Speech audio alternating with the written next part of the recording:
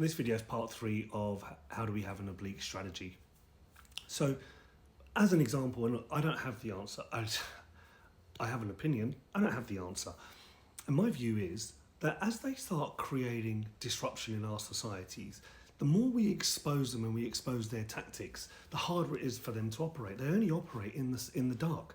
So where we've got Brian Tyler Cohen and we've got David Parkman, who are very silent on Gaza, admittedly silent on Gaza, admittedly that they now know that we know that they've got Israeli Hezbollah handlers, and that their messaging is part of Israel's social media outreach. And how do they either dull a message down or avoid the topic where they can't defend it, and they're being controlled and messaged from that source.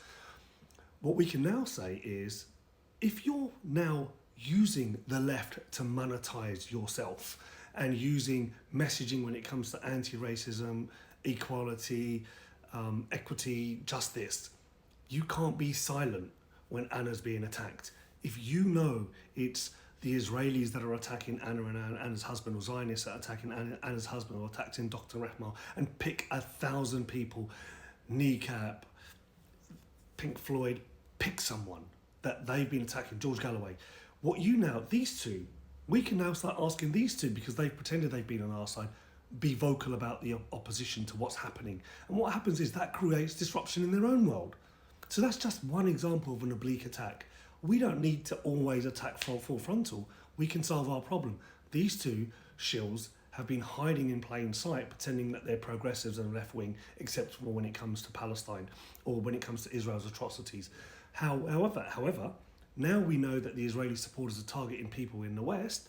Well, okay, bring forward your equity. You may not like the Young Turks and whoever. I mean, it's a very fractious left wing. I get that. Yeah, you may not like them, but there's a principle.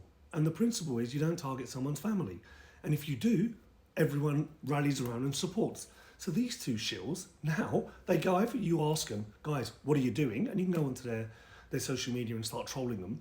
Either you step up or you fuck off. And it's that simple. If they step up, great, we create disruption in their ranks. If they fuck off, great, we've exposed them and we demonetize them.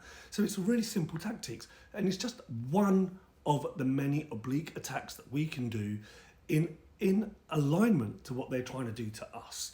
So let's not always be fractious, let's always be creative, let's solve the problem, and let's stop being the problem because we no longer accept the outcome is always predetermined because of the resources that this side have versus us. We have creativity and we have numbers.